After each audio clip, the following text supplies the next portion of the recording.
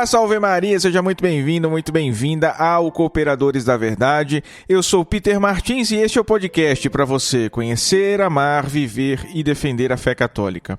Peçamos a intercessão da Santíssima Virgem Maria, do nosso glorioso patrono São José e de São Francisco de Sales e também, claro, de Santo Tomás de Aquino, para que este episódio seja conduzido e frutifique segundo a vontade de nosso Senhor. Esse é o 11º episódio da 6ª temporada e nós vamos falar sobre Santa Joana d'Arc, a donzela de Orleans, ela que mereceu a coroa de louro porque foi uma guerreira vitoriosa, a coroa de palmas do martírio e também a coroa dos lírios da virgindade e da pureza.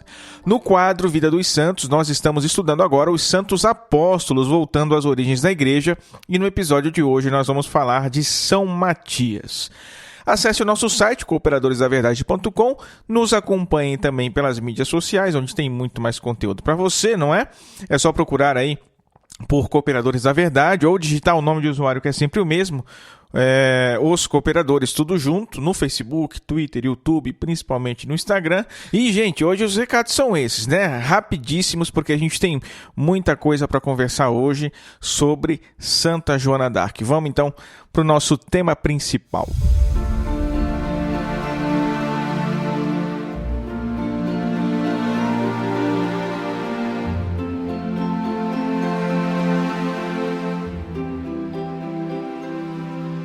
A França, naquela época, estava numa situação deplorável, né? Começou gloriosa com a sua fundação por Clovis I, conhecido como o Rei Cristianíssimo.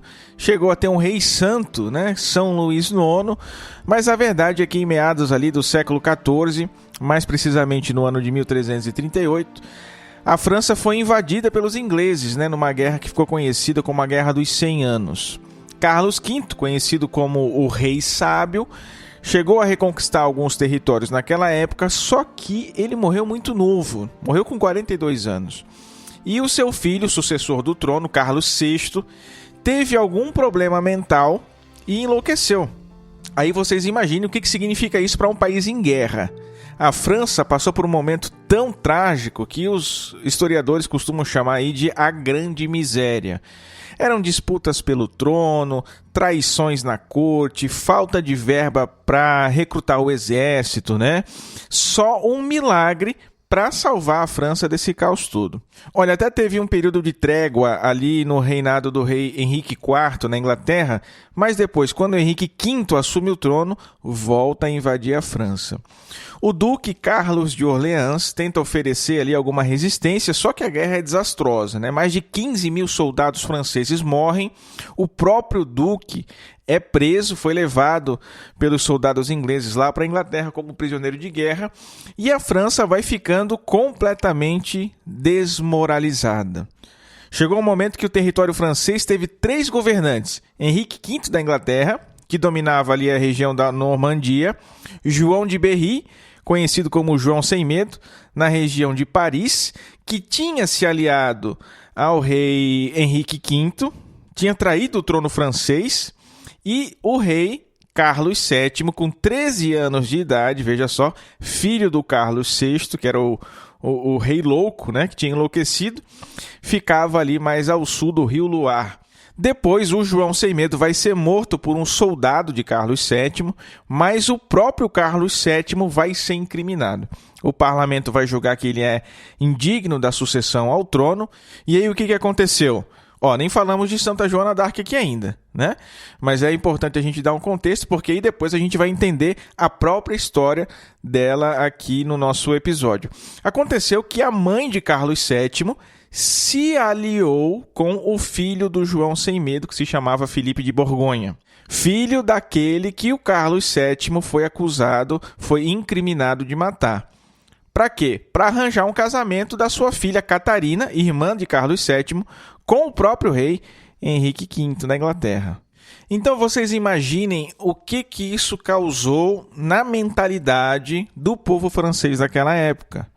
O rei da França agora era o inglês e, de fato, o parlamento, as universidades, os nobres, o próprio povo em geral foi aderindo à causa inglesa. Todo mundo aceitou de boa esse negócio. né?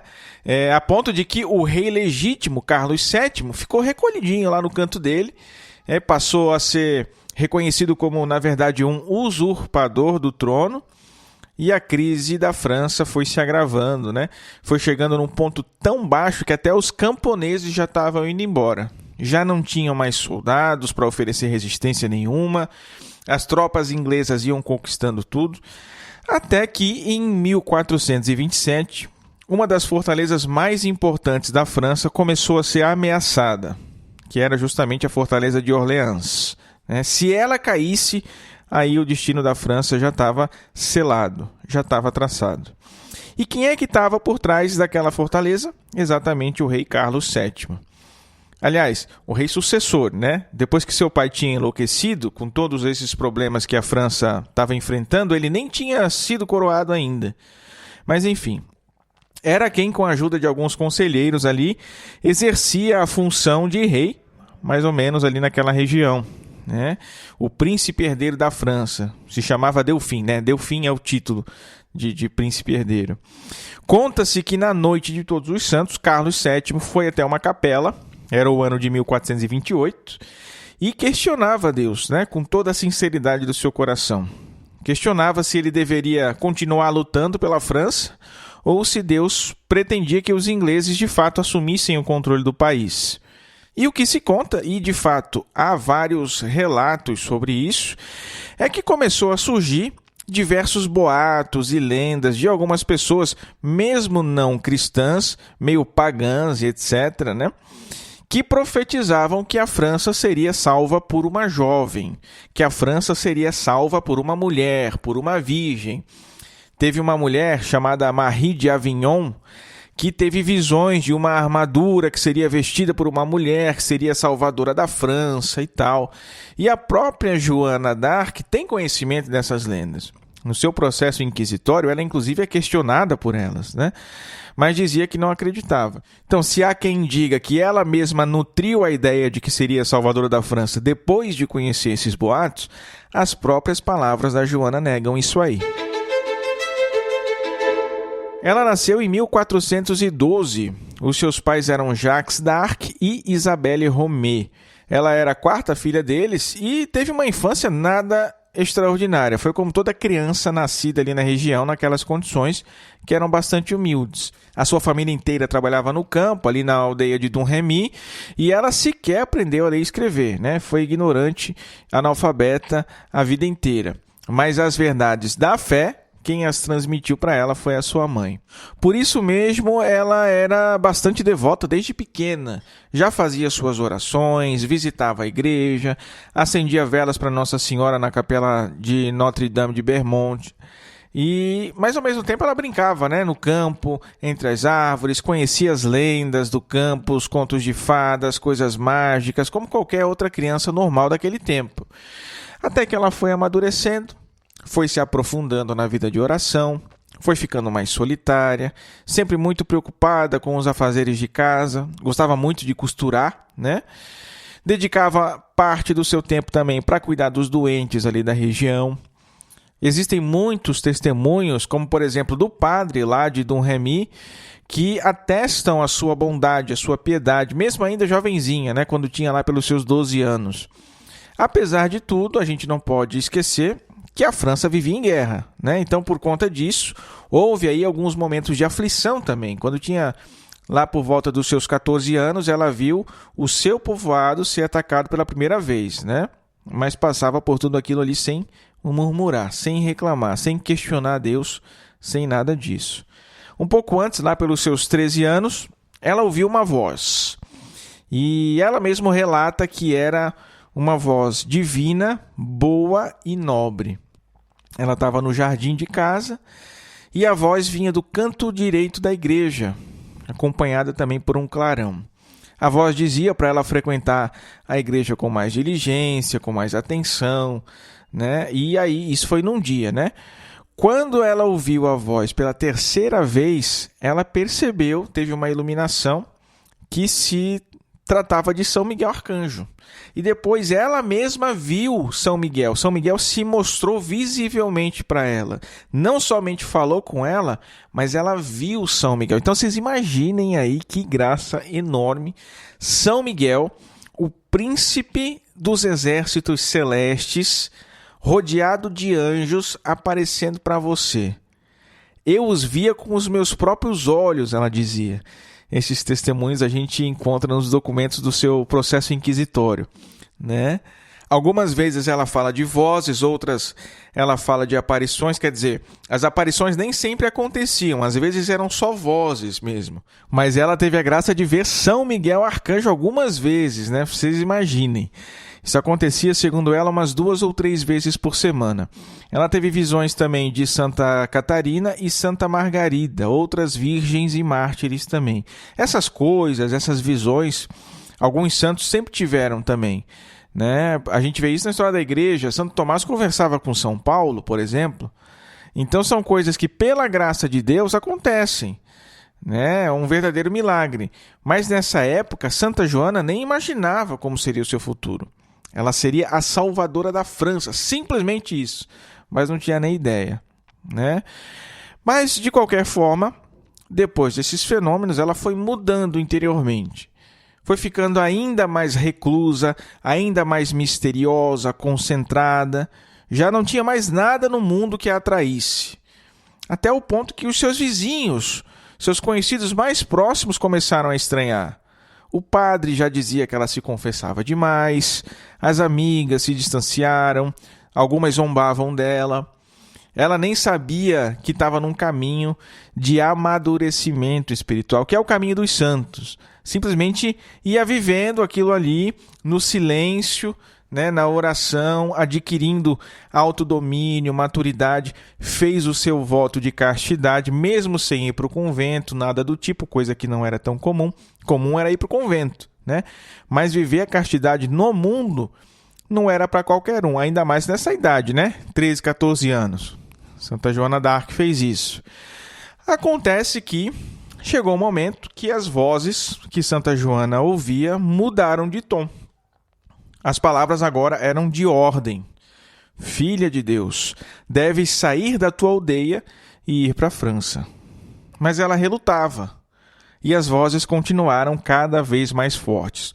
Toma a tua bandeira que o Rei do Céu te dá, toma corajosamente e Deus te ajudará. Filha de Deus, vai, vai, vai, eu serei o teu auxílio, vai. Até que as vozes disseram para ela procurar o Delfim, o sucessor do trono Carlos VII.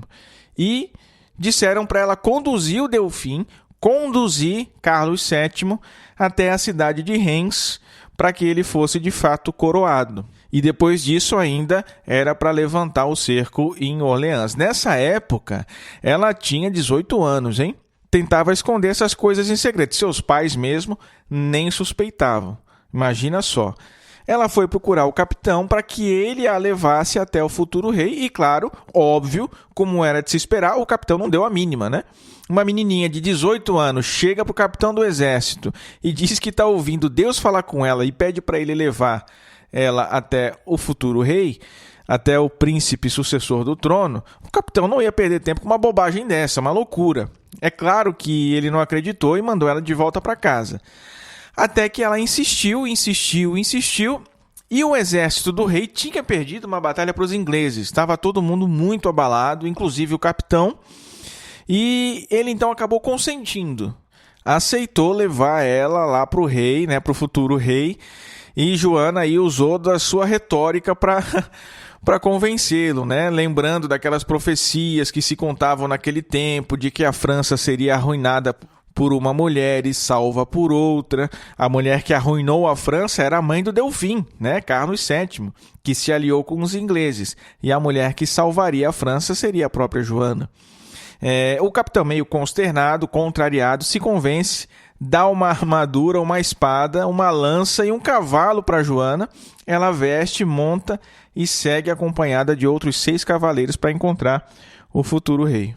Depois, no processo inquisitório, ela vai ser questionada porque estava usando roupa de homem, mas ela responde que pela necessidade, Deus a pediu que ela fizesse aquilo. E também diz que enquanto ela está lá com a armadura, ela não despertava o interesse dos soldados e assim ela pôde guardar a sua virgindade, manter o voto de castidade que ela tinha feito a Deus. Tem até o testemunho de um soldado que acompanhou ela nesses primeiros dias, chamava Bertrand de Poulengue, e ele disse que por causa da sua virtude, da virtude que ele via nela, jamais ele teria usado em fazer alguma proposta indecente para aquela jovenzinha lá de 18 anos, né? Uma outra história de um outro soldado que tentou fazer uma brincadeira com a virgindade dela. Ela ouviu essa brincadeira aí, olhou bem para ele e disse: blasfemas contra Deus e em breve morrerás. Não deu uma hora, o soldado caiu no rio e morreu afogado. Vai brincar com um santo de Deus, né? Então ela segue viagem, foram 11 dias até chegar ao rei Carlos VII, ao futuro rei Carlos VII, né? E ele a recebeu junto com os membros da nobreza, eram mais de 300 pessoas, umas 50 tochas que iluminavam ali o ambiente, um espaço enorme onde todos se reuniam, impressionante para uma simples camponesa, né? E os membros da nobreza ali, para testar ela, colocaram uma outra pessoa no lugar do rei.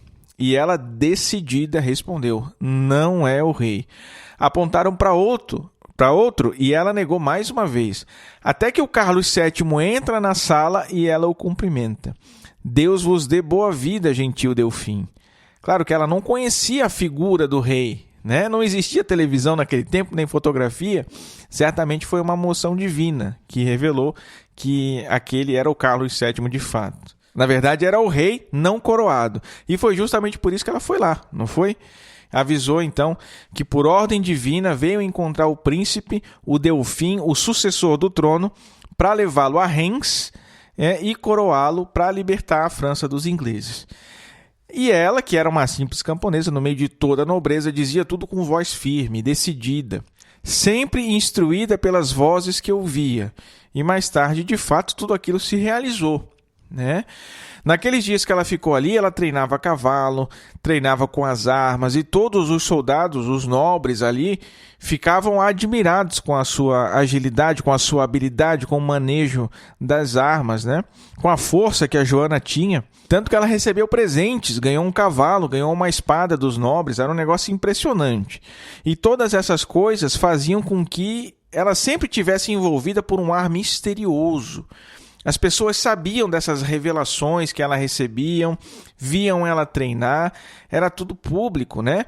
Então, uma vez ela recebeu uma revelação de que numa igreja ali perto de Chinon, onde estava o rei, a igreja de Santa Catarina, havia uma espada enterrada na frente do altar.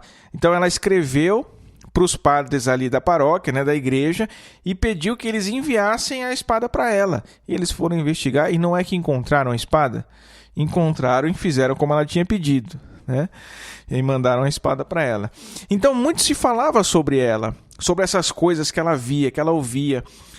Teve uma vez que um padre chegou perto dela, jogou água benta e fez uma oração de exorcismo, pensando que ela estava possuída, né? Muita gente questionava ela também sobre essas coisas, né? Até que uma vez ela foi levada para a Universidade de Poitiers e uma comissão de teólogos foi criada para interrogá-la. Quem liderou a comissão foi o próprio arcebispo de Chartres, que depois foi o bispo de Reims também. Quer dizer, algo importante, né? Mais tarde, o bispo, depois desse interrogatório, vai defender a sua causa. Enfim, fizeram um monte de perguntas para ela para testar se aquilo que ela falava tinha, de fato, origem divina, não é? E ela foi respondendo tudo com muita firmeza, mesmo sendo analfabeta. Investigaram toda a vida dela, a infância, e não encontraram nada para incriminá-la. E nesse tempo aconteceu, enfim, que o rei ouviu a donzela Joana, atendeu aquilo que ela veio pedir. Era 28 de abril de 1429, quando um pequeno exército ali de entre 2 a 3 mil soldados saíam de Blois e marchavam para Orleans. À frente do exército ia o duque de Alençon e a nossa donzela Joana ia de armadura branca, um presente que ganhou do futuro rei. Vocês imaginem aí, né? Mais tarde, outros soldados se juntaram à marcha e formaram aí um exército de 8 mil pessoas. Uma jovem, camponesa à frente de um exército de 8, 9 mil homens numa guerra decisiva para a França, que já vinha sofrendo aí nas mãos dos ingleses já tinha quase um século, né? Só isso já é um milagre praticamente, né? Importante dizer que a Joana d'Arc não tinha o comando do exército, tá bom? Não tinha nenhuma posição de capitã, de chefe, seja lá o que for. Ela acompanhava o exército como uma espécie de conselheira. Acontece que os soldados, os chefes dos militares, não eram tão obedientes assim aos conselhos dela. Na verdade, eles quase nunca faziam o que ela dizia para fazer. Mas no final das contas, ela meio que predizia tudo o que ia acontecer. As coisas mais absurdas e nos mínimos detalhes, e de fato aconteciam, né? Acontecia exatamente tudo aquilo que ela disse que iria acontecer. Era um negócio incrível. Ela entrava nas cidades em que passava e já era recebida como uma heroína, uma santa salvadora que ia tirar a França daquele perrengue. Os boatos corriam longe, né? Mas nunca se aproveitou disso.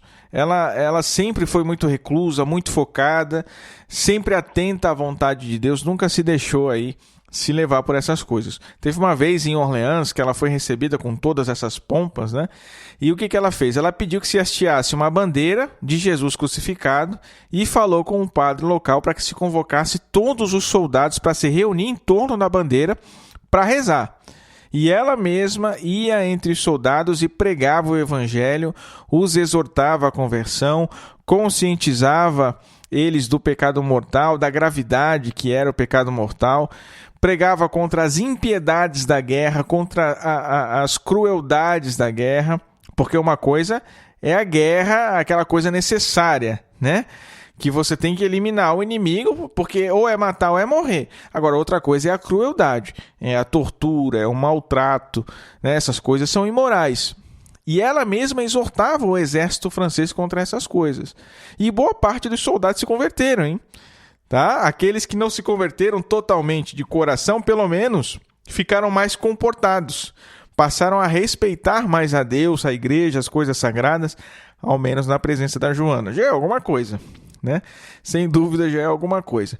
Ela chegou aí até os fortes ingleses para falar contra os soldados do exército inglês para que eles se entregassem em nome de Deus para salvarem as suas vidas.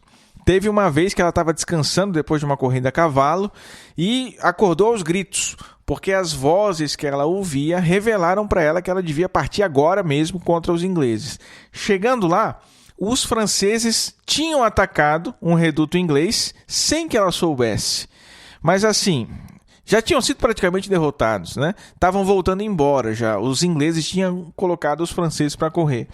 Pois ela chegou, ela animou os soldados, eles voltaram para a guerra e não só voltaram, como massacraram os ingleses. Aliás, só não massacraram porque ela não deixou, né? Eram cerca de 40 soldados ingleses aí prontos para serem mortos, mas ela se opôs e deixou os inimigos fugirem, fazendo jus ao que ela tinha pregado para os franceses, né? Essa foi a primeira intervenção dela numa batalha de guerra efetivamente. Foi algo assim que impressionou todo mundo. Os franceses, batendo em retirada, voltam lá e ganham a guerra, né? Foi um negócio inacreditável. Depois, em 5 de maio, dia seguinte, se comemorava a ascensão de Jesus na liturgia, e ela dizia que ninguém ia lutar naquele dia não, né? Era um dia santo de guarda, não se faz guerra, não é dia de guerra, não é dia de luta, né? É dia do Senhor. Então, vamos guardar o dia do Senhor. Então, ela foi se confessar, foi à missa, exortava os soldados que fizessem a mesma coisa, que se confessassem, que assistissem à missa, e foi atendida. A missa foi celebrada com uma grande devoção, com um grande fervor, contou com a presença dos soldados, das patentes mais altas do exército também. Foi um feito memorável aqui da nossa donzela. Os franceses não lutaram naquele dia, mas ela aproveitou um dia de trégua para mandar um recado para os soldados ingleses, um novo aviso ordenando que eles deixassem a cidade, né, que deixassem o cerco, porque a cidade de Orleans estava toda sitiada ali, né, rodeada de ingleses. Só que ela foi respondida com muita baixaria. E o que ela respondeu? Dentro de 5 dias teremos conquistado as trincheiras inimigas e nenhum inglês permanecerá nos arredores da cidade. Olha o tamanho da certeza que ela tinha. Nunca se tinha ouvido falar desse jeito nem entre os próprios soldados e capitães do exército. Claro, os ingleses estavam em maior número, eram mais fortes, tinham mais armas, a vantagem era enorme. Os comandantes do exército francês já estavam meio receosos, né? Não queriam agir de imediato. Mas aí a nossa querida Joana, impaciente, não quis esperar. Foi tratando diretamente com os soldados e os convencendo de lutar tão logo quanto possível. Então, olha só. Eles esperavam cerca de um mês para conseguir conquistar Les Tourelles, que era o forte mais poderoso dos ingleses. Mas no dia seguinte à ascensão, ela já mobilizou todo mundo e eles seguiram para a batalha, né? Contrariando os chefes, os capitães, os comandantes, né? Eu serei vosso chefe, ela dizia. E os soldados obedeciam. Os ingleses tinham abandonado o primeiro forte, Saint-Jean-Blanc, e eles partiram então para o segundo. Incendiaram aquele primeiro forte e partiram para o segundo, Les Augustins. E os ingleses ali sim foram bem resistentes, né? Mas foram vencidos com Santa Joana d'Arc lá no meio da guerra, erguendo o seu estandarte e motivando os seus soldados. Ela mais uma vez impediu que os inimigos fossem massacrados. Né? Os ingleses foram vencidos e não foram mortos, não foram todos mortos, né? Porque ela impediu. Enfim, chegando lá em Les Tourelles, né? Eles esperavam um mês para conquistar. Era o primeiro dia da guerra e eles já chegaram lá, vejam só. Santa Joana recebeu uma nova revelação de que seria ferida na guerra. Isso era no dia 7, um dia depois da batalha anterior. Ela tinha ido à cidade para assistir à missa e prometeu então que voltaria à noite pela ponte que seria conquistada com o forte. Ela chega na região da batalha, tinha um fosso enorme ao redor, ela precisa subir as escadas para chegar ali no campo da batalha, né? E quando ela ergue das escadas, toma uma flechada. Foi ferida no combate, foi levada para trás das tropas e se cumpre, então, mais uma vez aquilo que ela havia dito que seria ferida. Mas, graças a Deus, não foi grave. Ela foi tratada ali mesmo, ela mesma retirou a flecha, né? Se recuperou e voltou para o combate. A luta era incansável, muito difícil, os ingleses muito fortes, e ali, como eu disse, era um dos pontos mais fortes deles também, né? Então, ela decide sair para rezar. Foi para uma região de um vinhedo ali por perto, ficou um tempo, e quando voltou, meu amigo, ergueu o estandarte, e aí não tem para ninguém, né? Todos os ingleses foram mortos na batalha. Todos. E todo mundo viu aquele negócio ali como algo milagroso realmente. Era humanamente impossível que os ingleses fossem vencidos ali. E o capitão inglês, que ela tinha profetizado que morreria, Glasdale, né? Foi 2 dias antes da batalha, acho que eu não falei, né? Então, ela tinha profetizado que ele morreria, porque ele respondeu ela com grosseria, né? Com baixaria.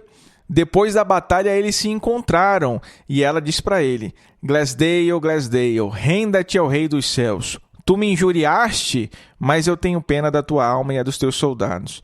Novamente, ele blasfemou, xingou Joana d'Arc e nesse momento, eles estavam numa ponte que estava pegando fogo, a ponte despencou e eles caíram no rio. Aí vocês imaginem, né?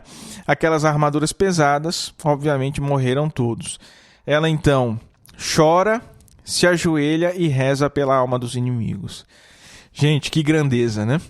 E ela, junto com os soldados, voltam então pela ponte que levava a Les Tourelles, como ela havia prometido, né? Aliás, como ela havia profetizado, né? Todas as suas profecias se cumprem, né? Os franceses vencem, ela é ferida, o capitão inglês morre e ela volta pela tal ponte. No dia seguinte, dia 8, era o dia de São Miguel Arcanjo, que também passou a ser o padroeiro da França.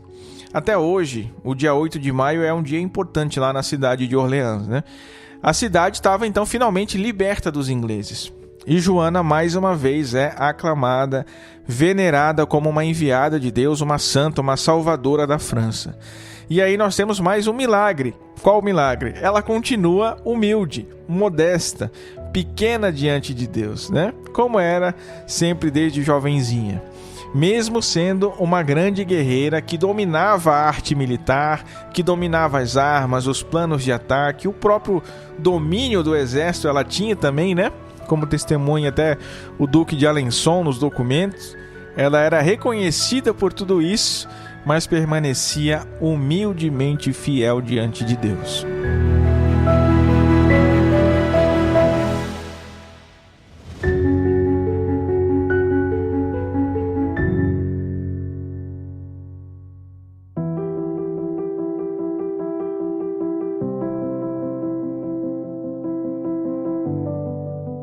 Depois da vitória de Orleans, a intenção agora era coroar o rei, finalmente coroar o rei, lá na cidade de Reims, onde todos os reis franceses eram coroados. Mas para chegar lá, ainda era preciso reconquistar algumas outras cidades ali na região do Rio Loire, né? Jargeau, Mans, Beaugency. Meu francês hoje está impecável, né? Escrevam aí nos comentários, francês impecável do Peter, para eu saber se vocês gostaram aqui, tá? Mas então, lá foram eles. Isso era 11 de julho de 1429. Os franceses acamparam ali perto de Jargeau e ainda tinham muito medo, né, dos ingleses, só que a Joana estava lá. Não receeis, ela dizia, agi e Deus agirá. Não deu nem 24 horas e os franceses já estavam cantando a vitória. Partiram para Beaugency e aí os ingleses bateram em retirada, foram para Paris. Mas o exército francês foi atrás deles, com coragem, né? O capitão inglês mandou os arqueiros para fazer alguma resistência, mas eles foram facilmente vencidos e os franceses continuaram em marcha até que alcançaram o exército inglês e ali nessa batalha morreram mais de 2.000 soldados ingleses. Essa batalha é conhecida como a Batalha de Patay. Em 24 de junho de 1429, o exército então se põe em marcha para Reims para que se cumpra a coroação do rei, como a Joana tinha recomendado. Passaram ali pela cidade de Troyes com facilidade, né, sem resistência dos ingleses, e chegaram a Reims para a coroação em 17 de julho. A cerimônia da coroação foi no mosteiro de Saint-Rémy, que foi a igreja que São Remígio batizou Clovis I, que foi o primeiro rei dos francos. Joana está lá presente, né? Junto com os nobres para a coroação, com a sua armadura branca, o seu estandarte na mão, acompanha tudo de perto. O arcebispo, então, toma o óleo, que conta a lenda, foi dado pelos próprios anjos a São Remígio, o mesmo óleo que ungiu todos os reis da França, ele unge agora o novo rei Carlos VII. Unge-te, rei, com o óleo santificado, em nome do Pai, do Filho e do Espírito Santo. A cerimônia é quase um sacramento, né?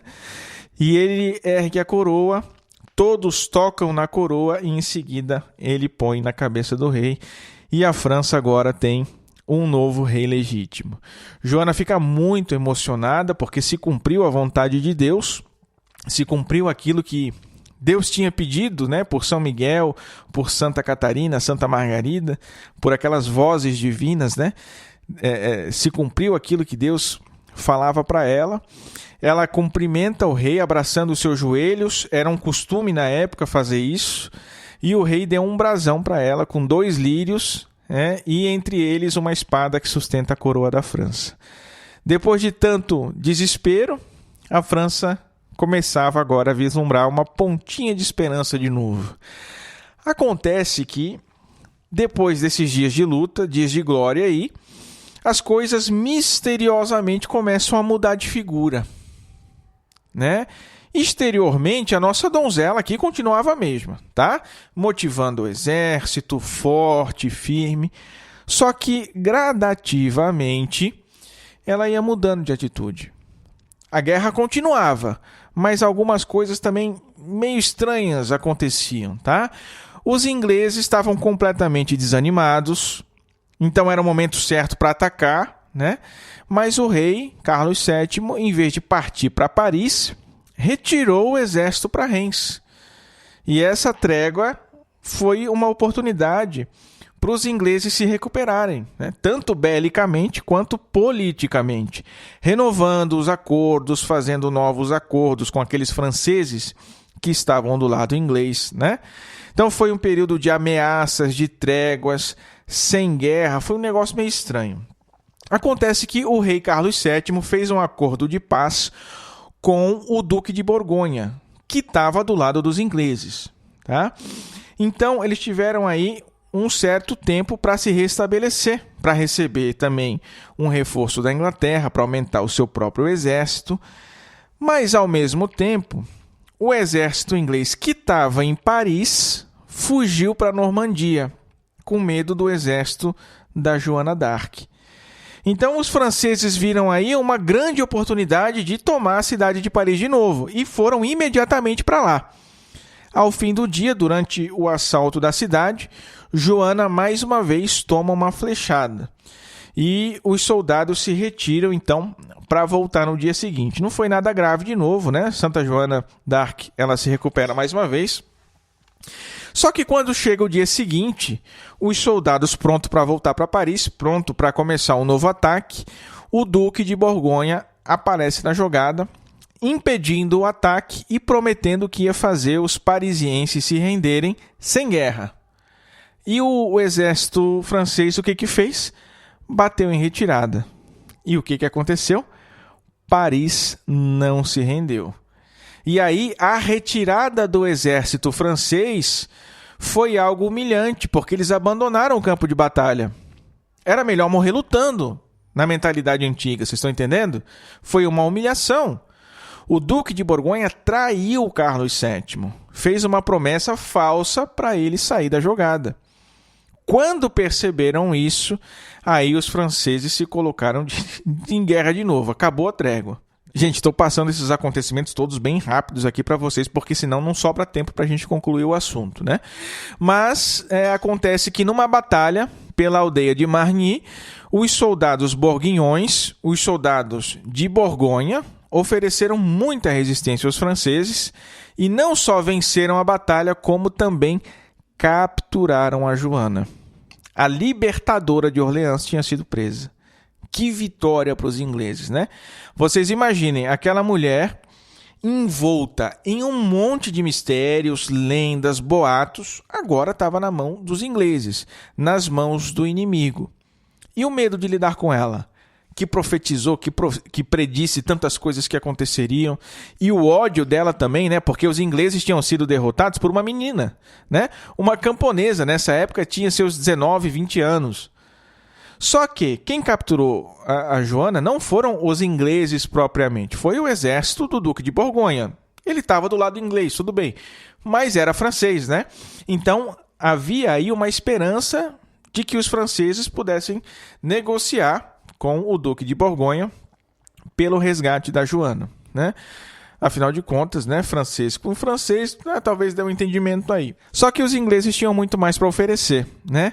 E fizeram uma oferta de fato irresistível, e então a Joana foi entregue para eles. A intenção dos ingleses era humilhar Carlos VII, dar o troco, né? A Joana tinha que ser condenada à fogueira, como uma bruxa que tinha feito um pacto pelo demônio, porque isso seria uma derrota moral tão grande para os franceses, que tinham acreditado numa falsidade, né, por tanto tempo, que depois até a derrota no campo de batalha seria fácil. Mas para se condenar uma pessoa por esse motivo, só um tribunal eclesiástico, só a Inquisição pode julgar os crimes contra a fé. E foi exatamente isso que os ingleses fizeram. Usaram politicamente, né, da Inquisição, da estrutura da Inquisição, com o auxílio de um clero corrupto, para julgar Joana à fogueira. E isso é testemunhado, tá? Tem diversos relatos aí. Por exemplo, do médico Guilhord de La Chombre, que tratou Joana quando ela ficou doente na prisão. Ele disse que assinou as atas do processo condenatório forçado pelo bispo de Beauvais e que o rei da Inglaterra não queria de jeito nenhum que ela morresse de morte natural na prisão. Aqueles que eram favoráveis a Joana, os cidadãos mesmo ali, né, da cidade e tal, o rei mandava embora. Então, nessa época, ela tinha 20 anos. Teve um episódio na prisão que ela estava sendo muito questionada ali pelos nobres e ela disse: "Eu sei bem que os ingleses planejam me matar, porque esperam conquistar a França depois da minha morte. Mas ainda que eles fossem 100.000 soldados a mais do que agora, nem mesmo assim conquistariam a França." Teve um conde inglês que chegou a desembainhar a espada para matar naquela hora, né? Para matar Joana naquela hora, mas os outros o seguraram. Vejam o ódio que ela despertava nos ingleses, né? O juiz do caso foi o bispo de Beauvais, o Monsenhor Pierre de Couchon, que já tinha uma fama bem ruim, né? Inclusive de promover alguns massacres ali em Paris. Ele era confidente do rei Henrique VI, então certamente bastante envolvido também nas politicagens da corte, e ele mesmo pagou para se encarregar do processo. Claro, foi restituído depois pelos ingleses também, obviamente. Mas o que se pode dizer desse tribunal?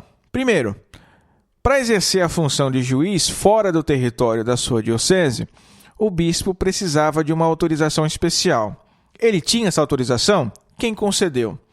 Alguém do clero? Um bispo? Um cardeal? O papa? Não. Quem concedeu essa autorização foi o duque de Bedford, João de Lencastre, que era tio do rei da Inglaterra. Então a gente já vê claramente aí o uso político das estruturas eclesiásticas, né? Mas tem mais. O inquisidor que deveria ser oficial do processo sumiu. Para um julgamento desse, se exigia um inquisidor e o bispo. O bispo estava lá, mas o inquisidor ninguém encontrou. Talvez ele tenha se ligado da falcatrua que estava se formando e botou para correr. E o bispo, Pierre de Couchon, recorre aos dominicanos, ao prior da ordem, Jean Lemestre, e o prior não quis se envolver, nem para ajudar, nem para se opor caso o bispo quisesse agir sem ele. E o bispo, de fato, agiu. Sem inquisidor mesmo, se arrogou o direito de impor a pena de morte para Joana, algo que foi totalmente arbitrário, ilegal, imoral e contra tudo aquilo que a Inquisição fazia. E o bispo era inteligente, tá? Ele sabia o que estava fazendo. Não era nem o Zé Ninguém. Sabia da ilegalidade do processo. E se não soubesse, aprenderia no decorrer do processo também. Por quê? Porque ele pediu para o Jean Loyer, que era um jurisconsulto, uma pessoa com notável saber jurídico, ali, para consultar as atas do processo da Joana d'Arc. E olha só o depoimento dele. O processo é inválido porque não tem a forma ordinária dos processos, a falta do inquisidor. Porque funciona em recinto fechado, no castelo, onde os assistentes não têm plena e pura liberdade de dizer a sua plena e pura vontade. Porque está implicada a honra do rei da França, por quem Joana tomou partido, e ele não foi citado a comparecer, nem a se fazer representar. Porque nenhuma informação preparatória foi feita em apoio à acusação. E, finalmente, porque a acusada, que é uma menina simples e ignorante, não pode responder a tantos mestres e doutores sobre assuntos tão elevados e, principalmente, no que se refere às suas revelações. Então, vejam só as ilegalidades que ele elenca. Falta o inquisidor, o processo corre no castelo do rei, o rei da França não tem nenhum representante, não é citado, e a jovem não pode responder a tudo aquilo, Mas, ao mesmo tempo, o rei ignora essas observações e continuou com aquilo tudo.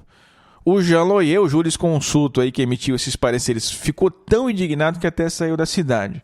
Claro, não compactuava com aquilo, Mas diversas outras pessoas ainda se manifestaram contra aquele tribunal.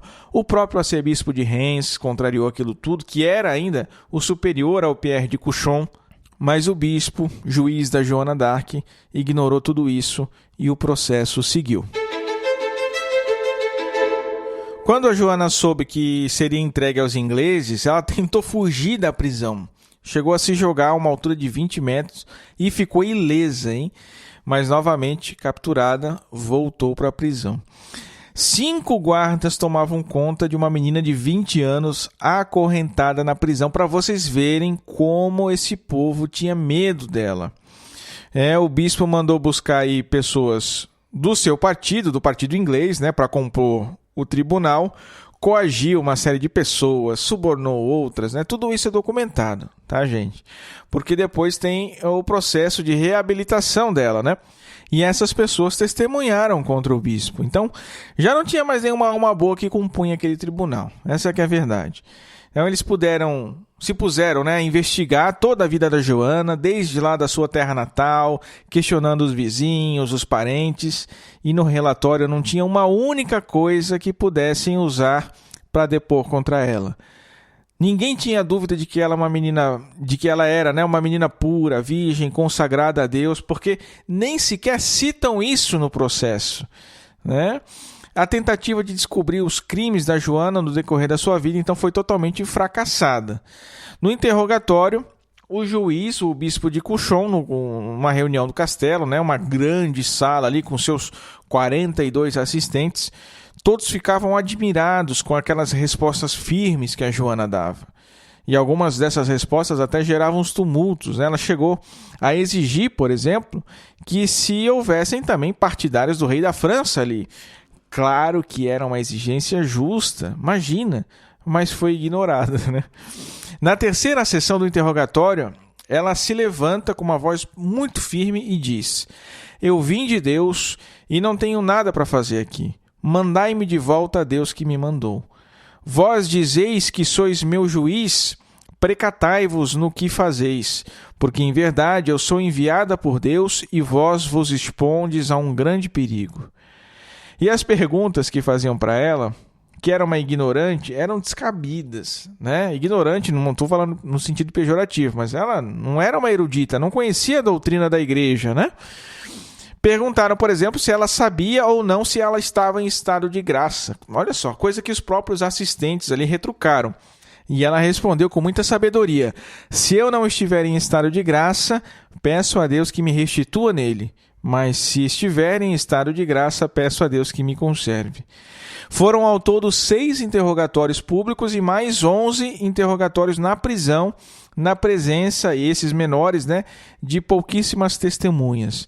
E aí faziam perguntas capciosas para induzi-la a proferir alguma heresia, para que ela se condenasse pelas suas próprias palavras, e ela chegou a apelar até mesmo que fosse apresentado o caso dela para o concílio da Basileia, que estava reunido naquele momento.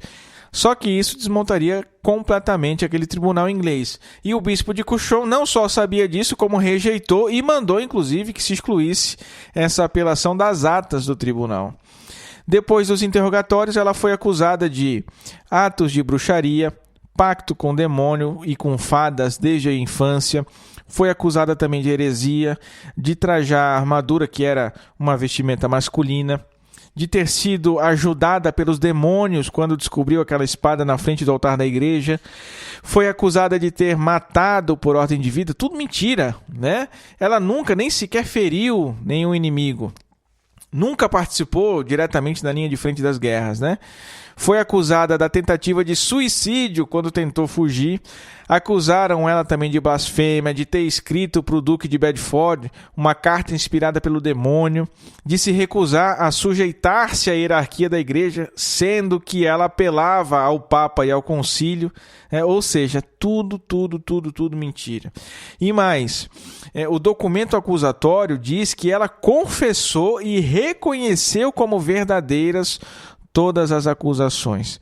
Foram ao todo 70 pontos acusatórios, que depois foram concentrados em 12 pontos maiores, né? E ela foi condenada, então, no dia 19 de maio, num tribunal totalmente comprado, coagido, iníquo, fraudulento, político e imoral. No dia 24 de maio, ela é tirada da prisão e foi levada para o cemitério, onde ela seria queimada. E aí o que acontece é que ela assina um documento de abjuração, renunciando todos aqueles erros, né, que ela tinha cometido, supostamente tinha cometido. Só que foi uma situação tão tumultuada que ninguém sabe se ela o fez conscientemente e nem sequer se sabe o que estava escrito naquele documento de abjuração. Ninguém teve acesso àquilo, ninguém tem, se perdeu, né? Mas o fato é que com essa suposta abjuração, ela não foi morta naquele dia. Ela voltou para a prisão e os ingleses ficaram furiosos porque os juízes tinham livrado ela da morte naquele dia. O que acontece a partir daí é que eles prometeram para ela que se ela voltasse a se vestir como uma mulher, essa era uma condição da abjuração ali, e vocês lembram que esse foi um dos pontos acusatórios do processo dela, ela não seria condenada, né? Ela, claro, aceita. Só que na prisão ela estava sob a guarda dos ingleses e eles maltrataram ela demais, né? Não só psicologicamente como fisicamente, e ainda deixaram só roupa masculina para ela usar. E espalharam o boato de que ela se recusava a se vestir como uma mulher e estava novamente vestida como homem, né? Usando roupa masculina. Quando soube disso, o bispo de Cuchon foi imediatamente para a prisão e encontrou ela de cabelo raspado, toda ensanguentada e vestida de homem. E aí foi um prato cheio para o bispo, né?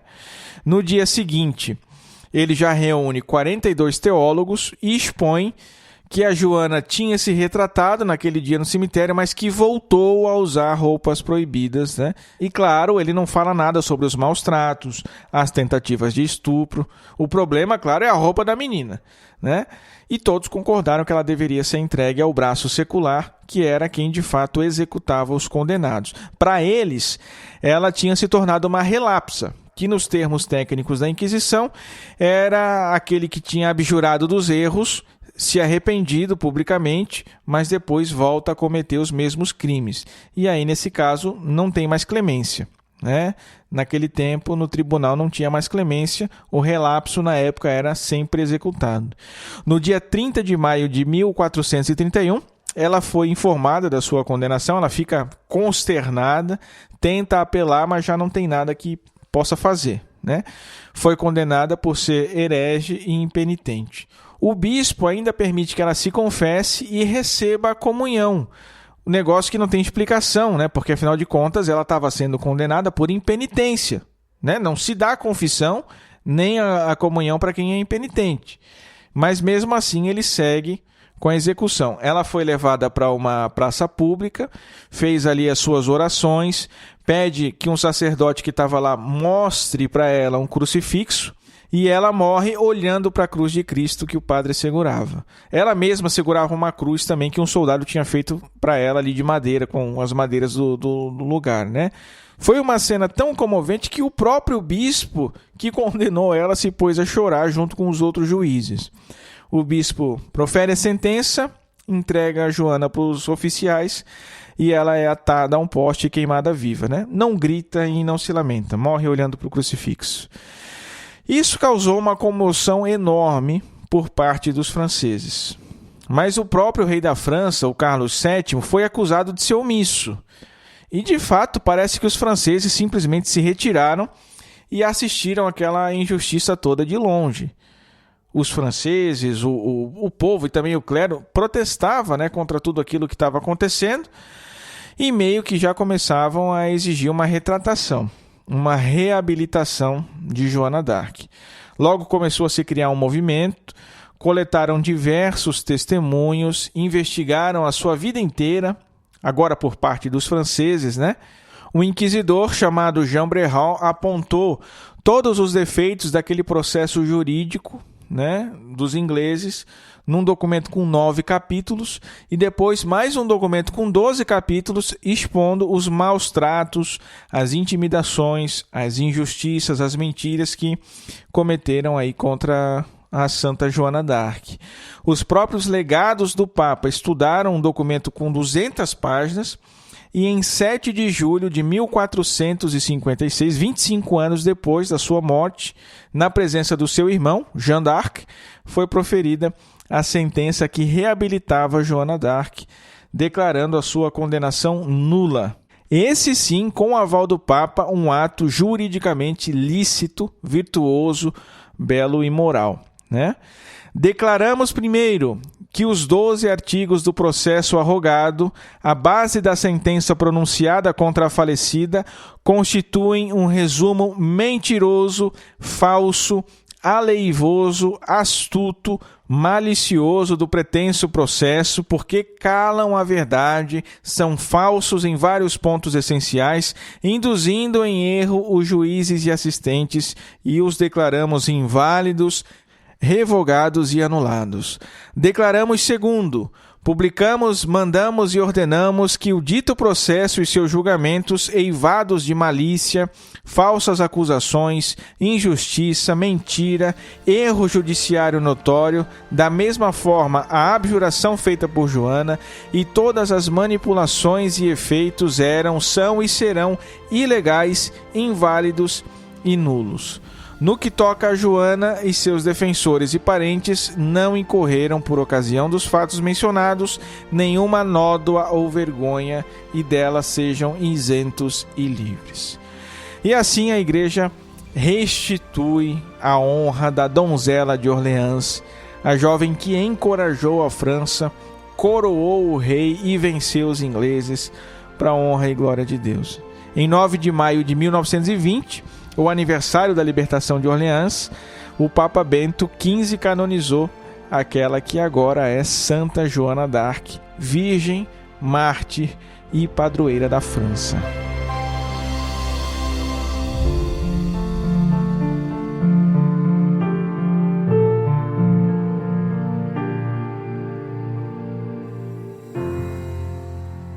Muito bem, vamos falar agora do santo de hoje, que é ninguém mais, ninguém menos que São Matias.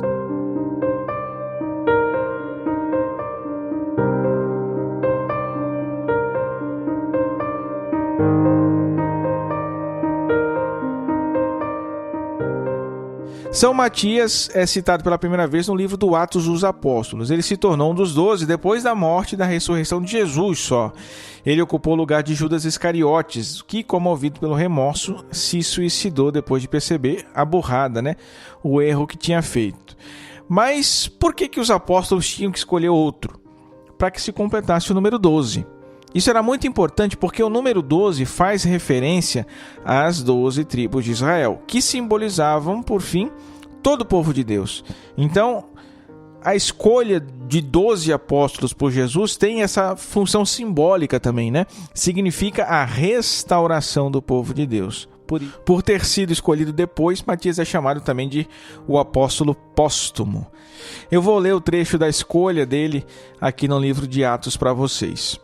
Em um daqueles dias, levantou-se Pedro no meio de seus irmãos, na assembleia reunida, que constava de umas 120 pessoas, e disse: Irmãos, convinha que se cumprisse o que o Espírito Santo predisse na Escritura pela boca de Davi acerca de Judas, que foi o guia daqueles que prenderam Jesus.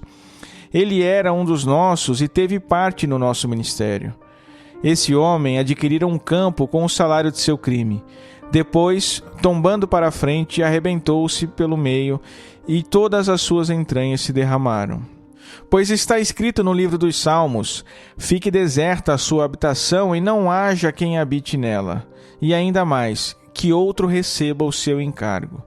Convém, pois, que desses homens que têm estado em nossa companhia o tempo todo em que o Senhor Jesus viveu entre nós, a começar do batismo de João até os dias que de nosso meio foi arrebatado, um deles se torne conosco testemunha da sua ressurreição.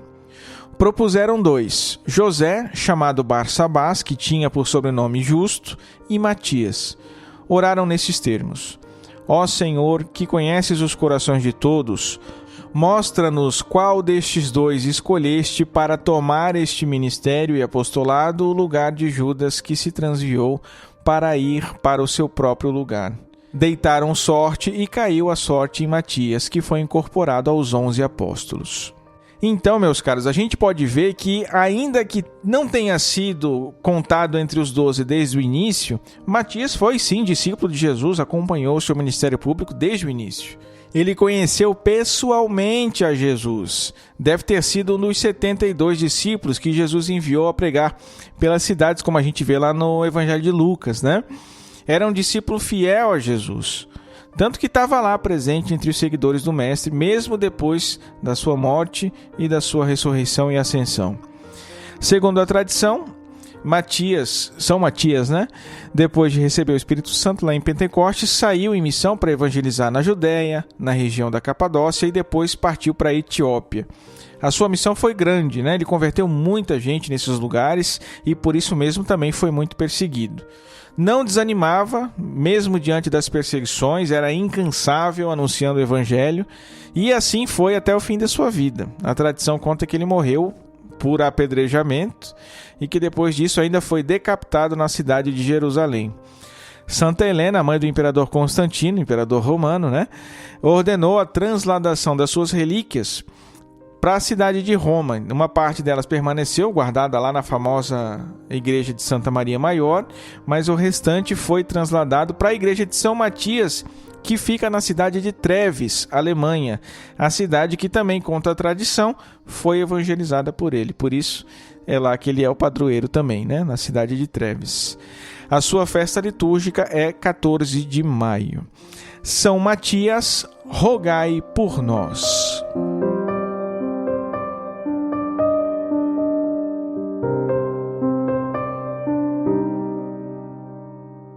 Rezemos a Virgem, nossa doce suzerana, que nos proteja, nos guie e cuide do nosso apostolado.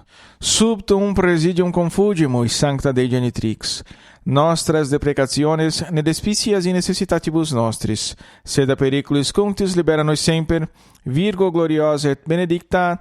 Amém. Chegamos ao fim de mais um episódio do Cooperadores da Verdade. Se você gostou, se você aprendeu algo novo aqui, compartilhe com os seus amigos, mande no grupo da igreja, no grupo da família, no grupo da escola, no grupo do trabalho, no grupo da faculdade, no grupo de estudos, aonde você quiser, tá? Compartilhe aí nas suas redes sociais, porque isso é uma coisa simples de se fazer. É rápido, é fácil, não custa nada e nos ajuda muito, tá bom? O Cooperadores da Verdade é um projeto que pertence ao Centro de Estudos São Francisco de Sales, que por sua vez pertence à Milícia de Santa Maria, ordem a qual eu faço parte. Quem quiser conhecer mais é só acessar miliciadesantamaria.org.br. Muito obrigado por ter me ouvido até aqui. Reze por nós. Salve Maria!